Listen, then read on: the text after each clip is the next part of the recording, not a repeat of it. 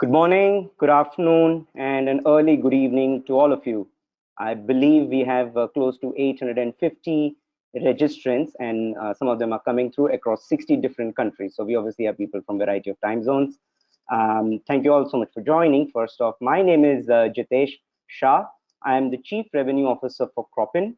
I've been around in the agri space for some time and been with Cropin for a couple of years, and very excited to see everything that's going on in this space, as well as today's roundtable. I am the moderator for today's roundtable discussion, and our main theme for today is, how do we make agriculture sustainable, and where are we headed after 2020? Now, most of you have seen or heard about Cropin. Our marketing team has done significant efforts in putting out the messaging out there in terms of everything that Cropin is doing in the space. But for those of you who don't know, I'll take a couple of minutes. I promise I'll keep it short and just take a couple of minutes. Cropin, we have three pillars of solutions that we offer to our clients. The first one is data-driven farm management solutions, which have access to advisories, which have access to input advisories, POPs, accounting and labor modules, all of this catering to farmers who are associated with the enterprise segment. The second pillar of our solution is around traceability. So once you have done the entire digitization of your farm and farmland, we offer traceability solution from farm to fork, as well as we offer market linkage platforms. And then, because of everything that we've been doing in the agri-tech space for 10 years, and over a period of time, we're working now with about 2.1 million farmers across 50 plus countries. We have created significant data sets that we now use to train our artificial intelligence and machine learning modules.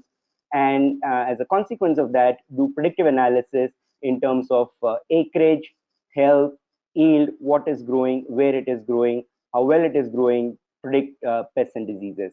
So that's the broad spectrum that Cropin provides their solutions on. And during the course of this roundtable, we'll come out with some more information. And after this as well, if you need more information, feel free to get in touch. So let me get right into our roundtable. Some of you who have attended events with me know that I'm big on the latest pop Hollywood culture. So I'm going to start off saying, as my uncle Ben once said, with great power comes great responsibility. So everyone who is a Spider-Man fan knows what I'm talking about. Now, all of you who have agreed and consented to join this webinar, either as a panelist or as an audience, there are a few things that I would like all of us to take care of from basic housekeeping standpoint. All the attendees are going to be on mute by default, which is great because if you enjoy your coffee with a slurp, feel free to go ahead and do that. For those of you who have joined using your desktop, you'll find that there is a control panel on the right-hand side, which has a questions and a chat window. If you would like to ask a question or want to provide some feedback on how amazing the roundtable is, feel free to do that.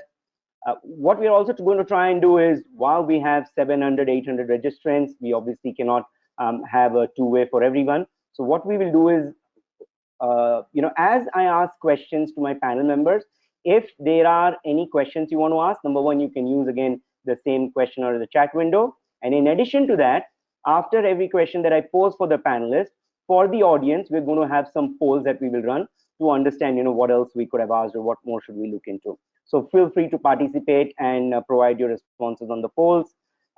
Towards the end, we will definitely do a question and answer session, and we will try and ask most of the questions that you all ask.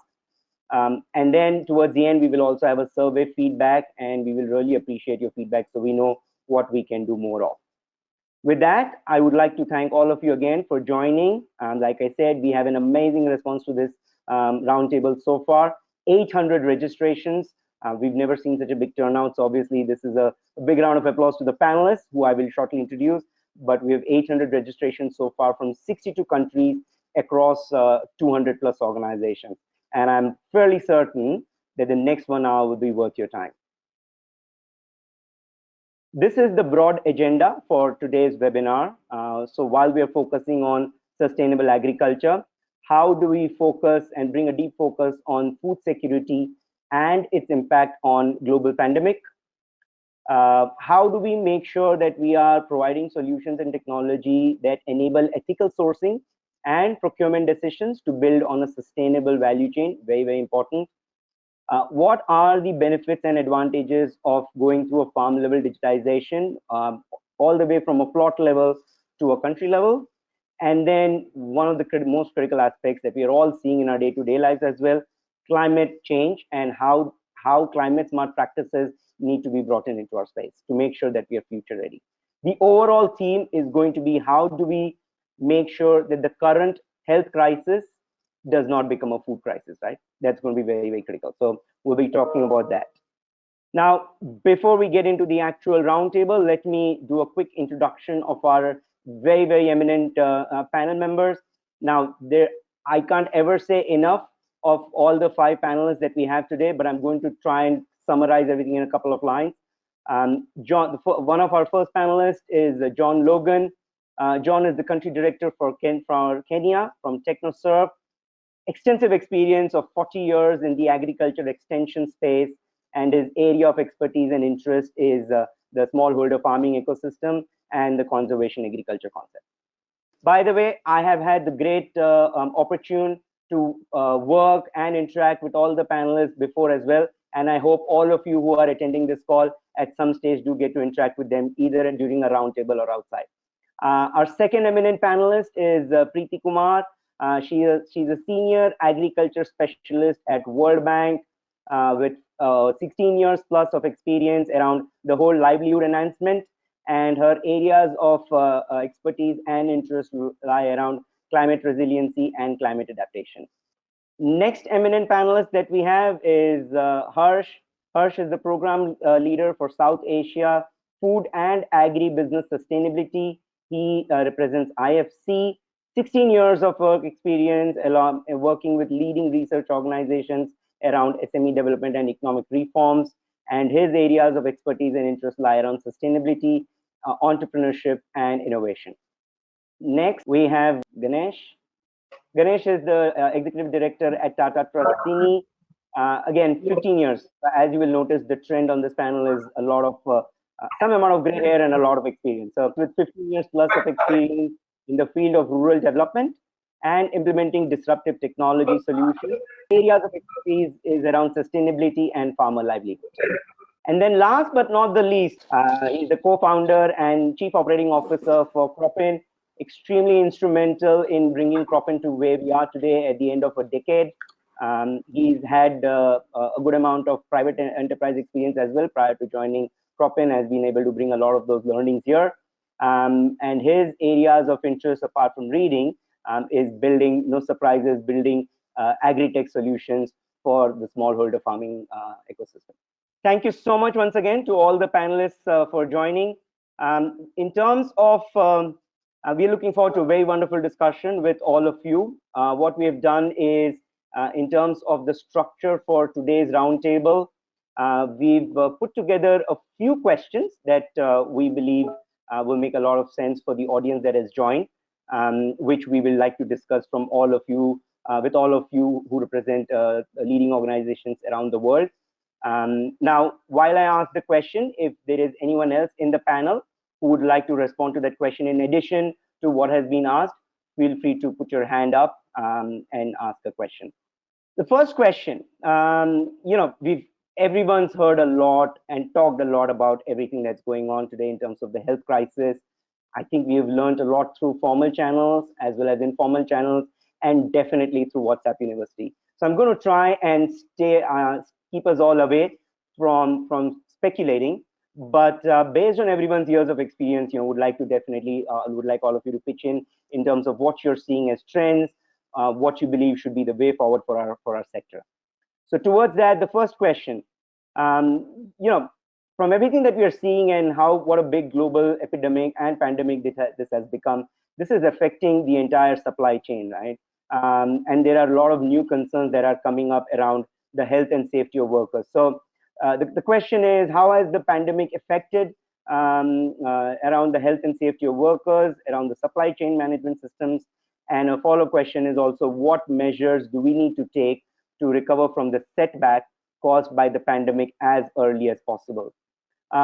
Preeti, would you like to take a dig at the first question and help us open up the conversation? So thank you for this question, very important one, and thanks for allowing me to start here. Since I am from India, and I'm sure there are a lot of people in the audience coming from many other countries, and it might be interesting for you to understand how the pandemic affected India and what response measures did India take, what are some of the lessons, and going forward, what does it mean for us?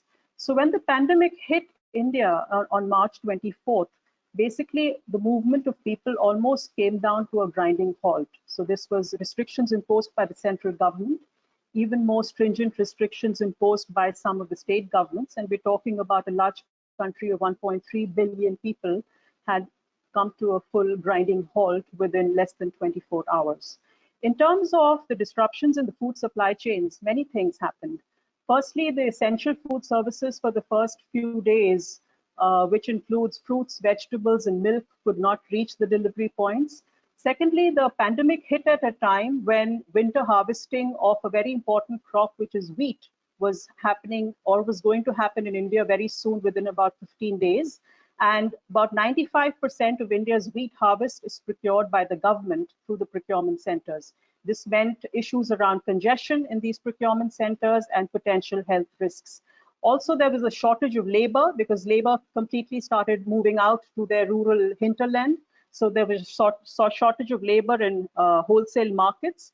Also, India, around rural areas, around farm gate areas, there is a big infrastructure gap, as is well known in India on the post-harvest side. So the absence of storage facilities resulted in a lot of price drop as well on the perishable items. So there was a big, and of course, we know things like the hotels, the catering systems, the restaurant systems, everything came to a grinding halt. So there was a drop in the supply, the demand side, which led to issues around the price side. So these were some of the major disruptions that we saw on the supply side. Of course, Government of India rose to the occasion. Several measures were taken. Some of the bigger lessons that we are learning was great coordination between, in a large country like India, between the state and central governments on response measures. Within a few days, all agricultural food and services came under the Essential Commodities Act of Government of India. They also brought farm labor, farm mechanization, movement of farmers, all was exempted from the restrictions that had been imposed. And marketing, because marketing was happening of the perishables, the central government was very quick to come out with just-in-time regulatory measures to allow decentralized markets to happen closer to the farm gate. So that allowed farmer-producer collectives to start selling their produce, which otherwise would have taken them to time to transport their stuff to physical markets. They were able to sell their produce closer to markets. Similarly, as I mentioned, procurement of wheat happened through a decentralized procurement system following social distancing norms. So I must say, notwithstanding, of course, loopholes within the disruptions that happened, there were a fair amount of good measures that were taken by the government. Going forward, what does this mean? It's a crisis of unprecedented order. Everybody knows about that. I think I would focus on 3 or 4 areas where I think going forward, there will be a new normal that would be required in the agricultural food sector. First, for a country as big and as poor as India, I think the poor and the vulnerable need to be addressed very, very acutely, very sharply in the going, maybe for the next year, 2 years. And India has a very good food safety net program. It's called the public distribution system, which allows for subsidized food, mainly staples and pulses. This needs to continue. We have a good social safety net system. So I want to first focus that the poor and the vulnerable have to be addressed through food security measures. This is having to continue to do that. Secondly, around marketing. There was a fair amount of policies already that were churning even in the pre-pandemic crisis, where a liberalization of agricultural markets is required in India, decentralized marketing, allowing farmers to sell at multiple locations to different buyers, to kind of reduce the stronghold that regulated markets have and provide a more level playing field to the private sector as well to come into the markets. That's going to be needed much more. Thirdly, I would say this is a new regime for food safety. Consumers are getting much more now aware about food safety. So right from packaging and processing, traceability issues, bringing disruptive technologies to address those kinds of issues. Not much of that happens in India right now. It's probably a very, very small segment of India that comes within very sophisticated food traceability, almost not there yet. And I think this has implications for international trade as well. I mean, India is an exporter of certain products, and countries will start subjecting international trade to sanitary, phytosanitary kind of regulations. So that has, this whole post-pandemic will have repercussions for food safety. Finally, I think ICT, the role of digital agriculture, why we are here talking today, digital agriculture, the role of ICT technologies and farm extension is going to play a role where social distancing, the number of laborers on the farm, how do you bring information, decision-making systems closer and quicker to farmers. Agricultural technologies will play a role, and e-commerce, of course, has a role to play in the delivery of input services, disposal of production outputs to markets, and so forth. So let me stop here. Over to you. Thanks. Thank you so much, Preeti. Very, very insightful. Shifting continents, John, if I may indulge you to give your view. You're based physically in Africa, I understand. So if you can give us an African context to this question. Thank you. It's great to have this opportunity to share the problems and the different ways that the country is responding to this crisis. Many of the things that Priti described sort of happened here in the beginning, big disruption to transport and later a little bit to movement. So it's a much smaller country and things are much more localized. And since the pandemic started and we started getting our first cases here, there's been restrictions of movement of people in and out of two big cities, Mombasa and Nairobi, where the cases have been mostly found, and it's spread a little bit since then. However, within a few days, commercial transport was allowed to continue as long as these trucks are not carrying passengers.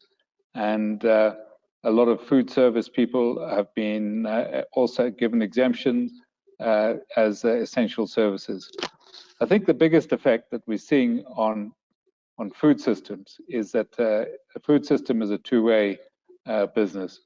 And if we start with consumers, the vast majority of consumers in Kenya are quite low-income people, and many of them have lost their work. And if they haven't lost their work, they've lost some of their work. We also have a very big tourism business here, which completely closed, of course, overnight, and so did hospitality. So big outlets for food production closed, and the general public that was left to buy their own food had less money. So we see a focus on basic foodstuffs and a lot of value-added products such as cheeses really crashing in sales. So this is the first thing then, that consumers have got less money. They also have less availability, and we see that both the amount and the quality of fruit and vegetables is really dropped off a lot over the last month or more. And then I think we have seen some price spikes, particularly for things such as onions and tomatoes. The more or less essential fresh produce has the price might have gone up in the market where people are buying them to eat, but it hasn't gone up to the farmer. And then I guess commodity trade has been interrupted, and there were initially some prevention of ships to dock and road transport from our neighboring countries. I mean, Kenya is a country that is not food secure anyway, and perhaps about 30% of the basic food is imported in the form of maize or corn. So interruption to international trade can have a big effect. And at the same time as COVID, Kenya has been affected by floods and also some locusts. So we're seeing not just the pandemic affecting farmers, but the climatic effects, and particularly vegetables. You know, the fact that they are in short supply and expensive, and the quality's fallen off, might be as much due to very heavy, prolonged rain as it is to supply. Again, one of the strategies that the government adopted was to try and encourage more regional marketing and to reduce the concentration of people into the big urban markets. And that's something I think that will become the new normal as we go forward. Of course, wholesalers, distributors, and processors have also been affected. A lack of sales, particularly of processed food, due to the closure of tourism and the hospitality industry, is affecting the viability of a lot of food processors and distributors. They're also affected by reduced working hours because there's a curfew here between 7 p.m. in the evening and 5 a.m. in the morning. A lot of factories have to close earlier to let people get home. And public transport has also been affected. So now you can only carry one passenger per row in a minibus instead of 4. It means that a lot of the minibuses are not running, or if they are, they've put their fees up. So these are affecting the way processors are able to work. They, of course, are having some interrupted supplies of their own, particularly on packaging and goods like that. And a lot of these businesses are going into survival mode now. So essential activities only there. Aggregators, much the same, but they're also being affected by a lack of movement and perhaps in restrictions in some markets, lack of finance, and of course the risk of default, particularly from suppliers and also people who might be buying from them. I think for farmers themselves, they're probably the least affected in their day-to-day activities. They're in rural areas. They are pretty isolated. They've been getting a lot of good information through radio networks and so on about the pandemic. And you know, I know people living in remote rural areas heard about how a tiger in New York had contacted coronavirus more or less at the same time as the rest of the world did. So the news is getting around. This is a very connected world that we're in. And, you know, I think for a lot of the farmers, it's really a question of looking to see what's happening, and it's the ecosystem they're in that is affecting them. So I think that's pretty much what's happening here in Kenya. Thank you so much for that, John. Couple of very interesting points that you picked on. One is, you know, how both sides of the spectrum, the supply side as well as the demand side, is getting affected. And one of my follow-up questions is going to be around how do we do ethical sourcing to make sure that all parties are taken care of. But the other very interesting point that you brought up was you know, around the whole climate. That's going to be my next question. But before I go on to my next question, let me introduce you all to the second question. You know, while COVID has been around for 4 or 5 months, right? And it feels like it's been there forever, but it's a relatively new issue or phenomenon around the world. But one of the existing challenges that we've now been facing for several generations, if you will, or even several decades, is around, you know, climate and making sure that we become climate resilient.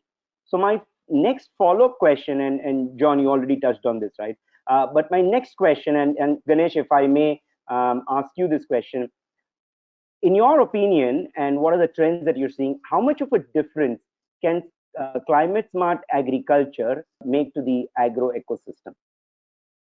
Thanks, Jitesh.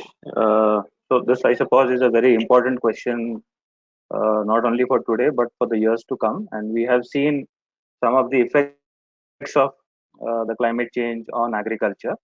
And most, I suppose, the brunt is borne by the small and marginal farmers. And as Priti mentioned, in a country like India, we have more than 50% population which is small and marginal. The land parcels are small, they're not able to aggregate.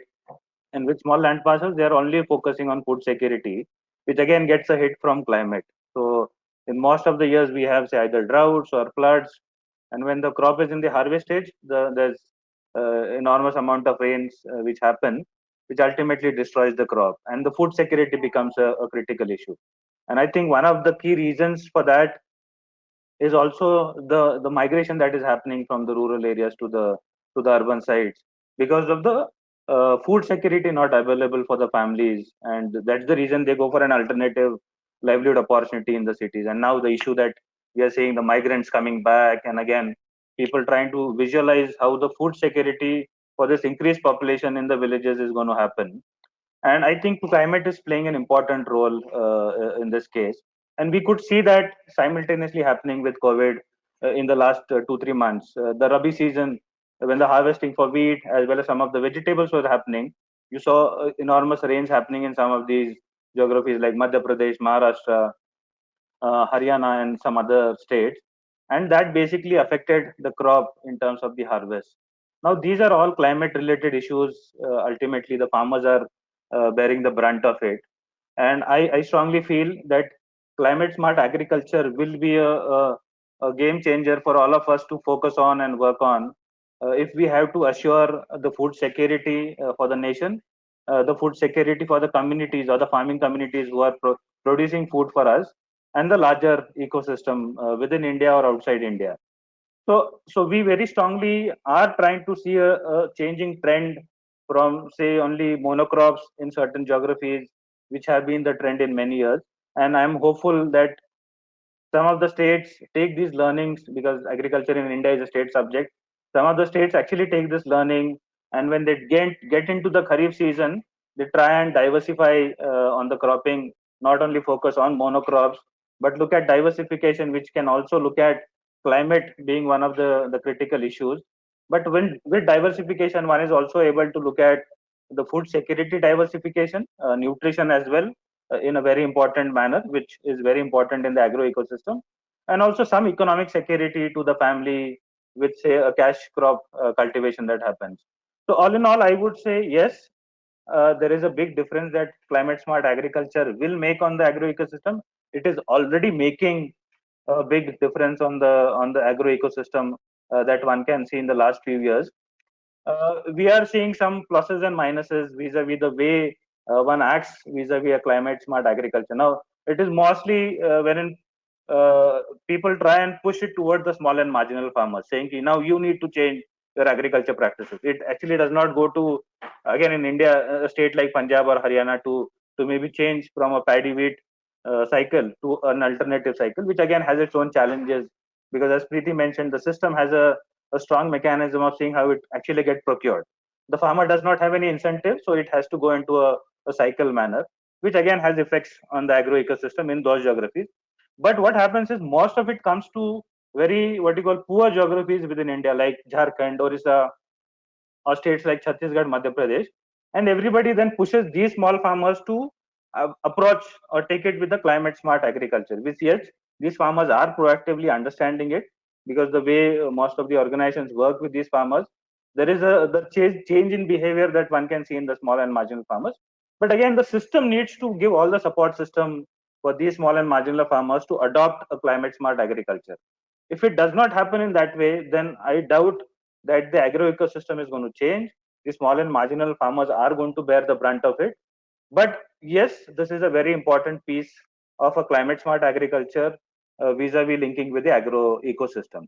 So I would go for it. Yes, it has a big difference on the agro ecosystem, and we all need to move towards that pathway as a country or as a world, I would say. Thank you, Ganesh. Much appreciate that. Kunal, do you want to take a minute, not more than that, but take a minute and just talk about how tech around the agri-tech space, how can tech enable this? How can we become climate smart, resilient? Okay, thanks, Jitesh. So let me give you a quick background about our experience in climate agriculture. So we started in 2010, but by 2016-17, most of the organizations that we were working with started facing the brunt of climate change. So most of our programs started inclining towards climate smart agriculture. We were fortunate to get one of the first World Bank projects that we understand in India to implement a climate smart project in 2 of the states in India, basically. So this project was basically for making smallholder farmers adapt to the challenges of climate change from the sowing till the time of selling. So almost like 8,000 farmers, which were then enabled through almost 200 local resource personals. We were knowing the coordinates of each and every single farmer. So like which is the farmer, where is located, and what is the crop that is growing. Now for technology, when the technology comes in picture, we know that what is the asset, where it is lying, and what is the weather condition over that particular asset. Now if a farmer is growing tomato in a certain region, and the same region the farmer is growing potato, we know that what's happening in those regions, and technology basically can understand using machine learning models the weather risk for a tomato compared to a potato. And if there is a blight problem, say in potato but not of tomato, then the message starts getting is being sent to the farmers in that particular aspect. So it all starts from the time of sowing, like when the rain comes in certain area, when there's a rain-fed farmer, we start sending messages to farmers that this right time has come and go for that particular sowing. Same is in case of interventions for seeds, or in terms of chemicals, in terms of fertigation, or in terms of when the harvesting is there. If there is a damage of a certain weather that's going to happen, we can give them preemptive advisory that you can probably do the harvesting earlier rather than waiting for the crop to mature. So different ways, but we have seen a lot of results coming out of that. In the project of the World Bank, we did our own internal evaluation, and we found that 32% increase in the overall yield of the farmers compared to a non-climate smart farmer in those regions that we're working with. So that's our learning. Wanted to share on that. Thank you. Thank you so much, Kunal. All right, the next question I'm going to pose to Harsh. How do we create an effective public-private sector partnership to promote inclusive and sustainable growth of farming communities? Harsh, what's your opinion on being able to create these sort of partnerships, and how is it going to benefit? Hello, everyone. Thank you so much for inviting me to this webinar, and thank you, Jitesh, for the question. So, partnership is absolutely critical for success when it comes to sustainable growth of farming communities, as well as sustainable growth of agribusinesses. And when we talk of partnership, it's not just partnership between the public and the private sector. We've also seen many examples where there is partnership between the private sector itself, where different private sector companies have come together to form a coalition to actually deliver higher value to smallholder farmers. And what we find is that the reason a partnership is successful or not is when there is complementarity of strengths, where every partner in the alliance is actually bringing something to the table and is mitigating the risk that would otherwise be there if they were to go solo. So there are examples that we have where we've seen different companies along with the government have come together to actually deliver help sustainable agriculture grow and develop. I'll give you one example from the IFC's experience. So we are currently part of an alliance called the Better Life Farming Alliance. This is an alliance which is led by Bayer Crop Science, and it has a number of other partners such as Tata Fertilizers, Netafim India, we have Axis Bank, we have DHeart, we have Big Basket, we have AgriBazaar, and of course the IFC.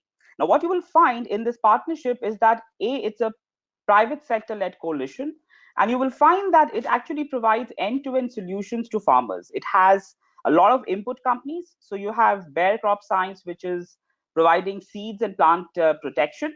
Then we have Yara Fertilizers, which is providing plant nutrition solutions. We have Netafim, which is in the business of irrigation solutions. Then we have Axis Bank, which is looking at financial inclusion. We have then DHeart, Big Basket, and AgriBazaar, which are on the output side, which are providing access to market to farmers. And of course, the IFC is sort of underpinning all of this with capacity building of the of the stakeholders with whom the alliance is working. So you will find that this is an approach that's been taken to serve farmers in very remote, rural, far-flung areas in the country, in India's low-income states like Jharkhand, Chhattisgarh, Bihar, and Eastern UP. And you'll find that this approach actually makes business sense for all the partners in the alliance because there is complementary value. What we've done is the way this partnership rolls out on the ground is by creating agri-entrepreneurs on the ground.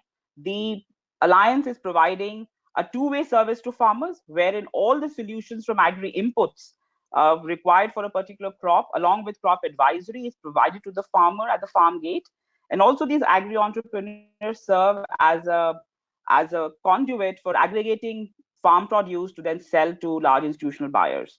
So this has been one of our experiences, and we find that going forward, the Alliance is now also in discussions with a lot of government-sponsored programs where the government is looking for private sector players to actually provide inputs and advisory to a lot of farmers who are being supported under the government schemes.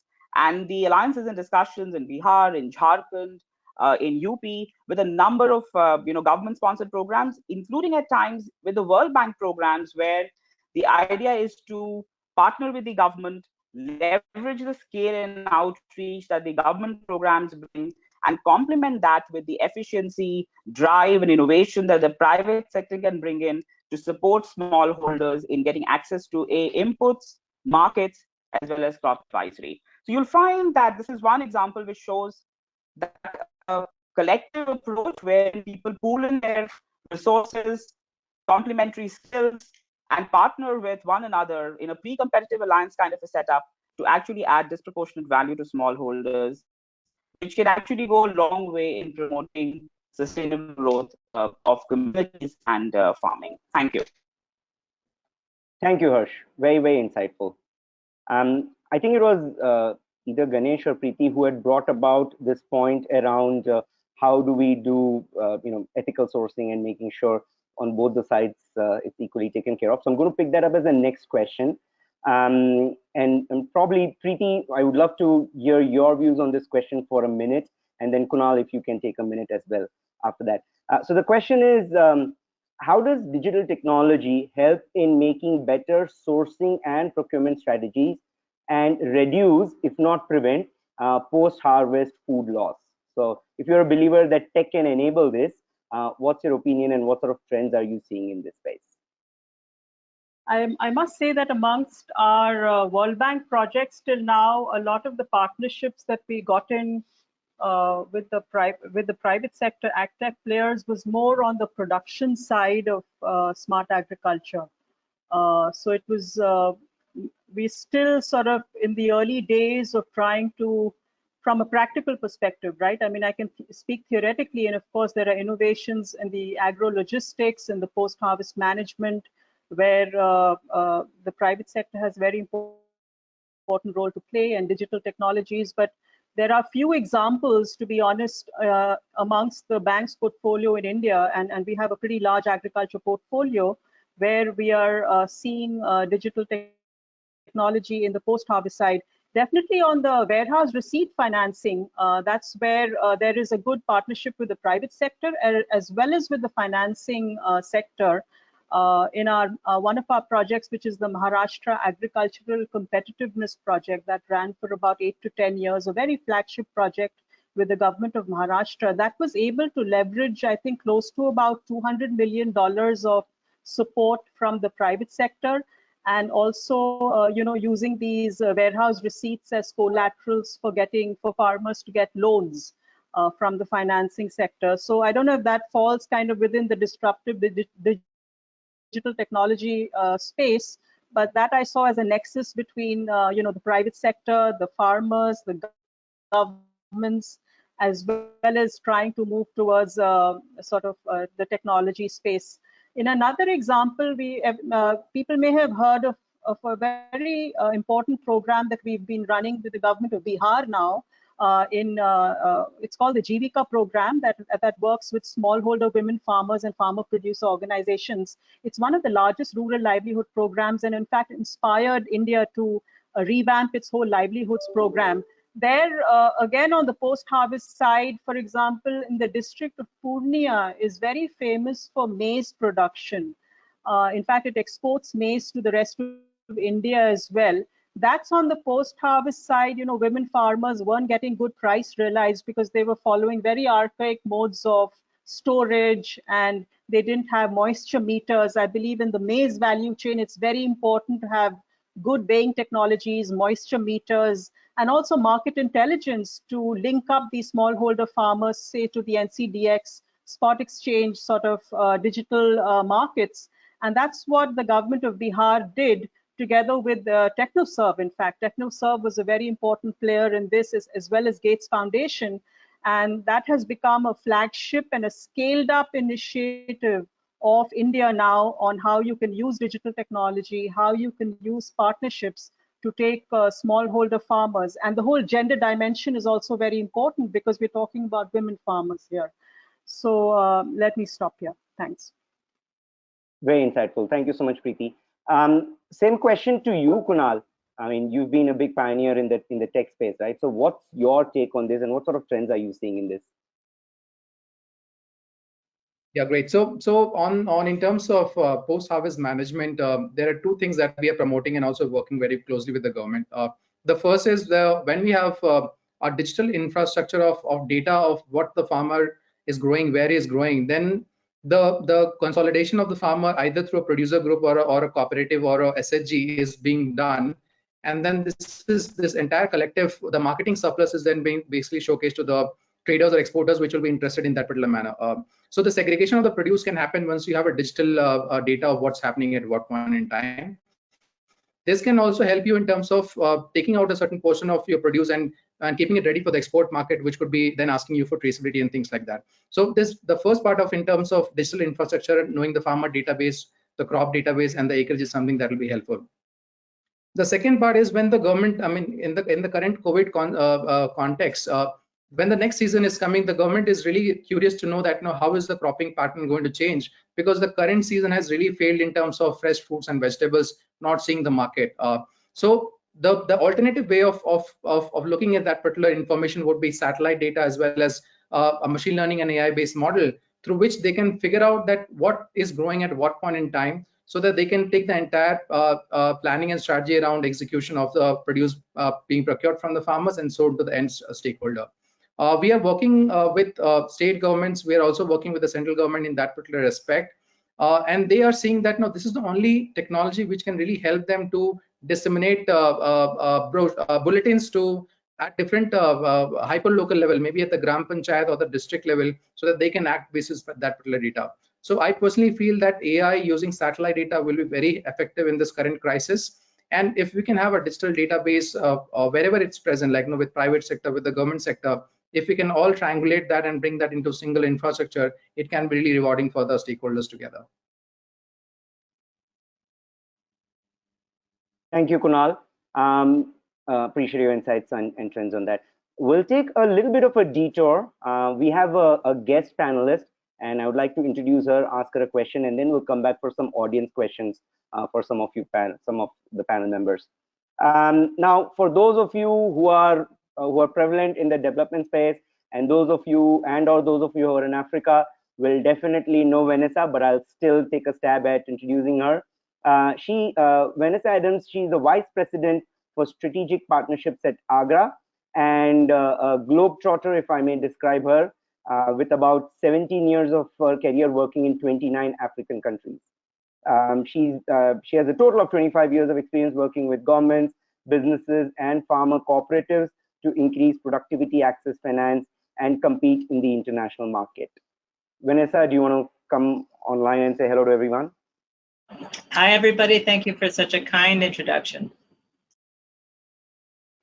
So Vanessa, one question for you. What strategies, in your opinion, can help revive governments and agri-businesses from the current disruptions to everything that we are seeing in trade, both domestic and international, as well as the toll it is having on economies? So what role do you see them play, and how do you think they can help revive? I think you've asked me $100 billion question. So I'm going to start out by first appreciating such a fantastic panel.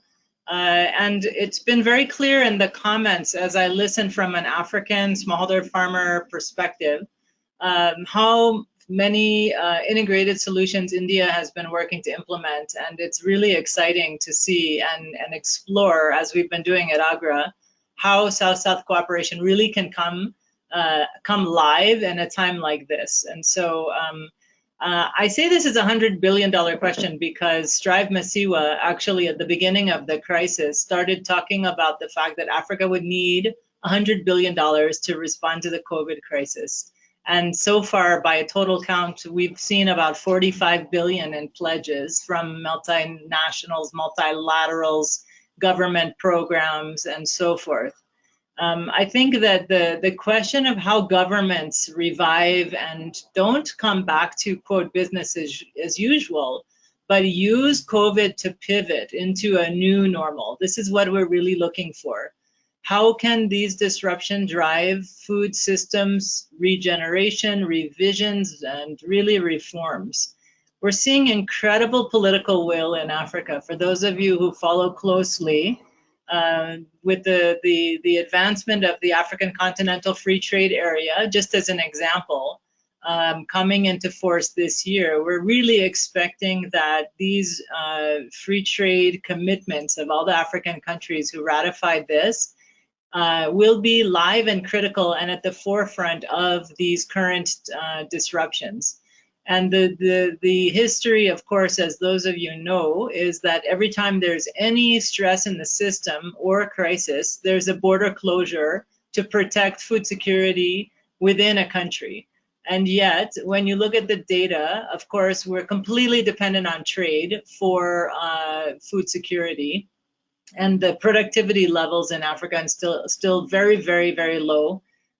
So we actually are looking for continued government engagement and commitments. And we've seen countries like Ghana, like Kenya, like Ethiopia, driving both public and private sector to coordinate responses to the crisis. That's through digital engagement. It's through preferential trade or green lines for transfer of goods across borders.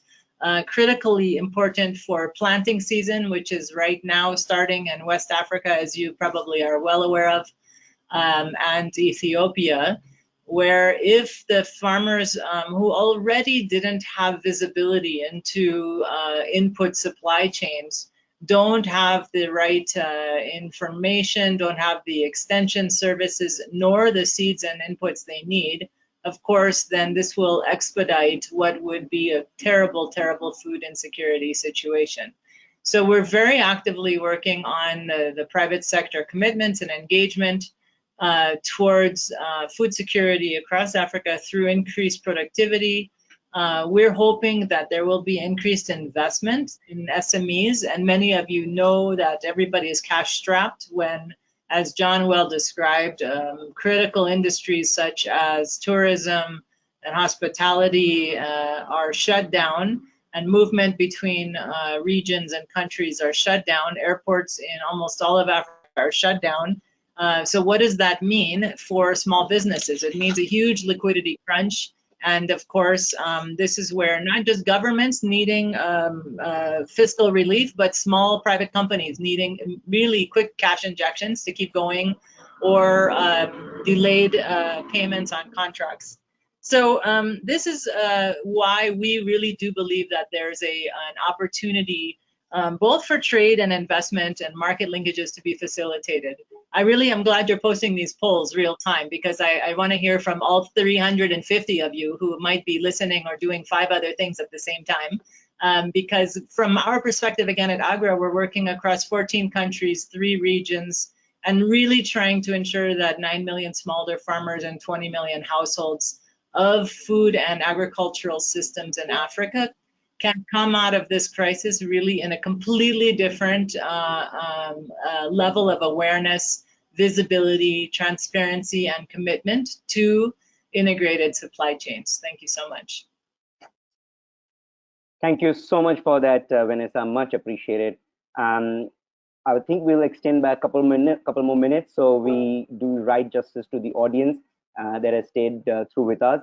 But before I do that, it's been very interesting and informative session. Thank you so much to all the panelists for helping articulate your thoughts on some of the questions that I had posed. It is now time for us to move on to the questions that that the audience has posed. So let me quickly open up my chat window. All right. So John, if you don't mind, John followed by Kunal, if you guys wouldn't mind taking say 30 to 45 seconds to respond to this question. So first one, John, for you. Do you think COVID may act as a catalyst in terms of adoption of technology in agriculture? Yes, I think it will, and particularly adoption in the movement of money and mobile payments. I I think electronic trading will certainly become much more prevalent, as too will food safety and traceability. Thank you. Yeah. Okay. So I also completely agree that it's going to be a complete transformation post the COVID world, because people would now realize that there could be digital ways of communicating between different stakeholders, and the intermediary layer, which were all existing for information sharing, would always find it a little difficult in the coming time. So technology is certainly going to stay in this whatever we develop right now for the future as well. Thank you, Kunal. Appreciate that, and appreciate you guys sticking to that 30, 45-second quick fire.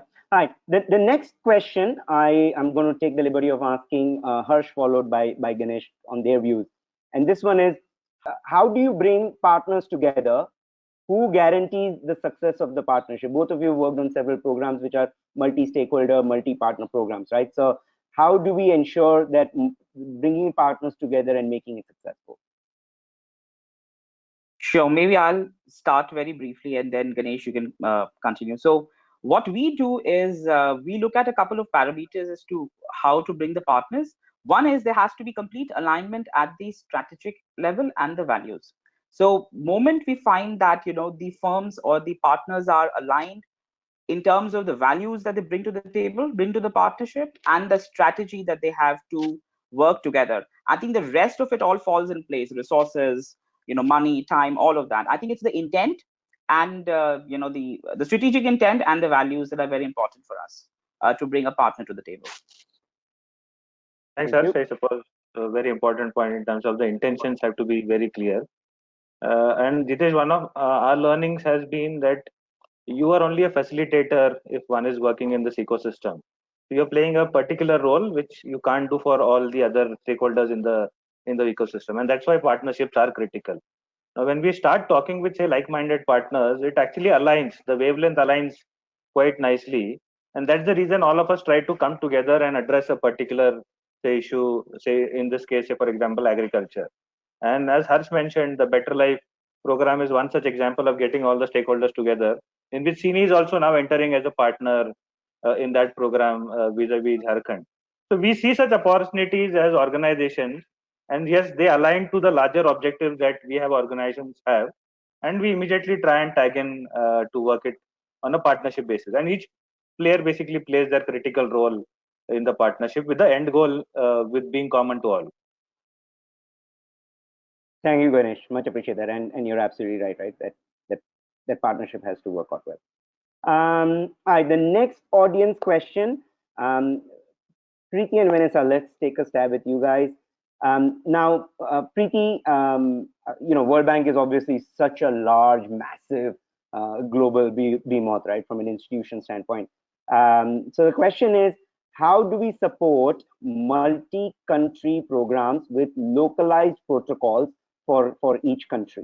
I think Vanessa touched upon this, so we will also ask Vanessa to respond to it. But before that, Priti, from your standpoint and or bank's experience, what's your take on this? How do we support multi-country programs with localized protocols for each country? So let me respond to the multi-country program. I don't know, I mean, obviously a lot of programs have to be localized to the country needs. But, you know, one of the things that the bank, of course, and many institutions promote multi-country programs. I think somebody had mentioned this whole instrument of a South-South knowledge exchange.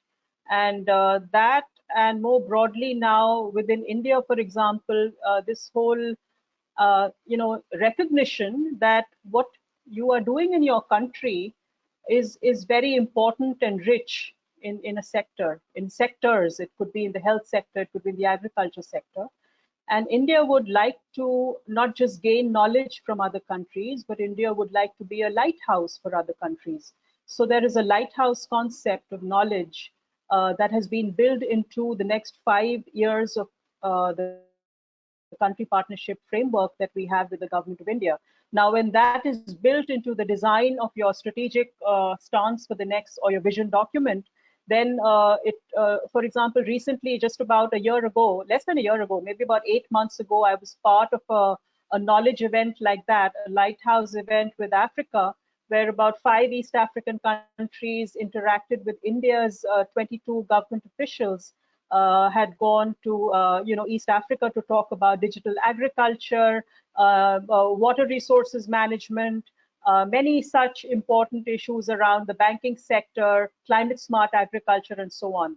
So one is, I think, recognition of where are the good practices within your country that other countries can learn from.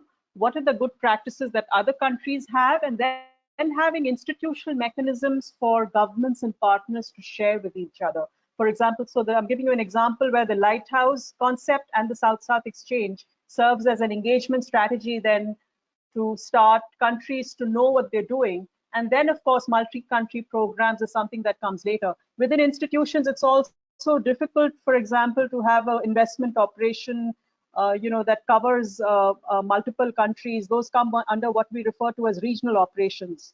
But I think what's more important now in the pre and the post-COVID scenario is for countries to start recognizing their good practices in the food and agriculture sector, and to start finding ways and means to start engaging and exchanging knowledge and be a lighthouse for other countries. So thanks. Yeah, that's pretty phenomenal. Thanks, Priti. Vanessa, same question over to you. Thanks so much, and Priti, thanks for the great examples. We definitely believe and have seen and experienced the benefits of the learning, the technology, the financial mechanisms, the private sector engagement across multiple countries. And not even only countries, but multiple continents. In fact, some of you have heard that the UN Secretary General has announced a 2021 Global Food System Summit, which will be in about 1.5 years. And we within AGRA are very actively engaging and looking at how agricultural productivity integrates into the global food systems agenda, both for things like traceability and food safety, food security, but also financial structuring, in capital investment, more accessible lending mechanisms. Digital technology knows no borders, right? Whether it's artificial intelligence or satellite data, it's going across the continent at light speed. So I think the lighthouse image as well is an excellent one. But we also feel there's a need for a call to action in which people start to coalesce and mobilize and catalyze around some very clear indicators and some very specific measurements. How much is the investment gap needed to integrate smallholders into supply chains? Exactly which technologies have the capacity to scale, not to 20,000 people or 100,000 people, but to include 1 million smallholder farmers, 10 million smallholder farmers. So there's the need for scale, absolutely.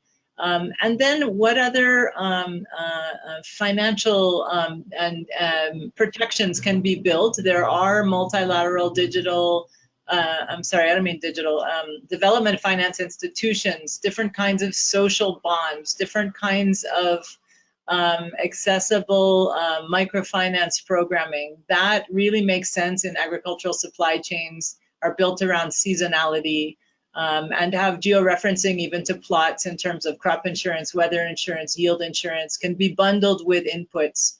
We're working very actively with over 100 partners in the African food and agricultural space, and we're very excited to continue growing those partnerships and finding solutions, and really seeing again, a rapid end to the horrible health risks which everybody is encountering. But already now we're sharing more than we have through webinars like this. So thanks so much. Appreciate that, Vanessa. And we have time for just one last question, and I'm going to pose this to Kunal. This question has come to you specifically from the audience. How do digital technologies help smallholders in the developing nations? Okay, great. I think that's a wonderful question, and that's the question that we are trying to solve using a technology framework. So the entire technology framework for a smallholder farmer should reside on the needs of the smallholder farmer itself. So if you are a smallholder farmer, what are the 4 or 5 things that's very important for you? First is you need access to finance. The second thing that you go for is right inputs, right? It could be seeds, it could be fertilizer, it could be implements. The third, you get go out for the right set of advisories. What crop should I be growing based on my soil type? What is the package of practices to be followed? Which chemicals to be used? And the fourth is, once I do all of those things, the product is ready. Can I get a better price for the product that I'm grown, right? So these are the 4 pillars of a farmer's need, which is there. For solving that particular farmer's need, there are so many value chains. There are banks, there are microfinance companies, there are input companies, there are cooperatives, then there are government agencies. So all of them are trying to solve this particular problem of the particular farmer, right? Digital plays a very strong role over here. Once we digitize the farmers, one of the verticals, like if you know about that, the farmer location and support them from an agronomic perspective, it opens the door for integrating to other services. So you can get financial institution to come and interact with the data that you have captured. The markets can come and buy with the produce that is there, and similarly the inputs can come and transact. So the value chain linkage, what we personally feel, the first is the layer of having digital database of the farmers, knowing what the assets they're having. And second is putting up a layer of value chain linkage with the farmers directly, either with the farmer when he's having a large land holding, but if not, then putting in the form of a cooperative or FPO so that they together can produce a marketing surplus, which can be then of interest for an institution to come and buy. So I 100% believe that the future of agriculture will be when smallholder farmers gets aggregated together and come together as a unit for interacting much stronger and with much more clarity with the stakeholders in the ecosystem. Thank you so much, Kunal, for that. I think we're going to wrap it up now. We are already 12 minutes over the top of the hour. So let me quickly go through the thank yous. First and foremost, a very big round of applause and thank you to our very eminent panel for joining us today. This is a wrap for the session 1, and the reason why we had 800 registrants, and I believe the peak that we touched was about 450 in terms of audience actually joining today. So you're the reason why this is so phenomenal. So thank you so much for taking the time to be with us and provide your insightful guidance. Of course, a big thank you to everyone who participated from the 60 odd countries. Very, very overwhelming response. Obviously raises the bar for us on our next session, which is on 26th May, exactly a week from today. So be on the lookout. We'll start sending you some details in terms of what the next session is about, the topics, the speakers, etc.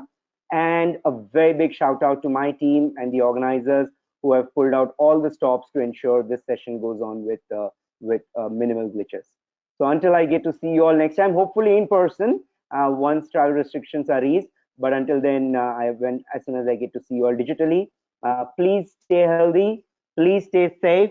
Since I'm at home, I'm not wearing my mask, but I hope whenever you're all stepping out, you're all wearing your face mask, and look forward to seeing you all soon. Thank you, everyone.